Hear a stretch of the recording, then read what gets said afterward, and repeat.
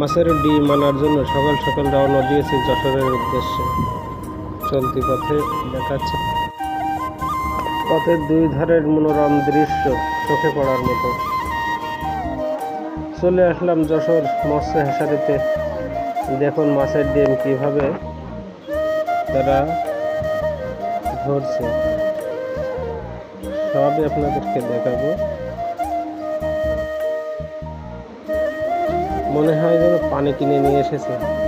দেখবেন কিভাবে মাছগুলো পানি থেকে ছেঁকে তুলে নেয়। দুজনে দুই পাশে ধরেছে আর মধ্যে পানিটা নিংড়িয়ে নেবে। পানি থেকে যায় অর্ধেক। এই যে দেখুন, এখন মাপা হবে মগে করে। চলুন দেখে আসে। চাচা মগে করে মাপছে মাছ। প্রত্যেক ব্যাগে 250 গ্রাম, এক এক মগে 250 গ্রাম করে মাছ মাপা হয়। মাছ দেওয়ার পরে অক্সিজেন ভরা হবে প্রত্যেকটা প্যাকেটে, সেটাও আপনাদেরকে দেখানো হবে, সাথেই থাকুন।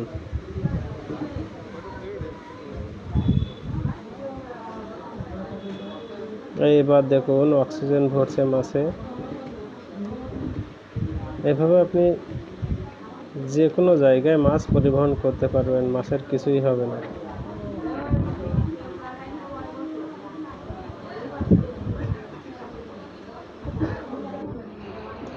আমি চলে আসলাম, আমি যেখানে মাছ ছাড়বো সেইখানে। আমার ছোট্ট একটা ক্যানেল, এই জন্য অল্প মাছ নিয়ে এসেছি। 4টা ব্যাগ 1 কেজি মাছ এখন নিয়ে যাব।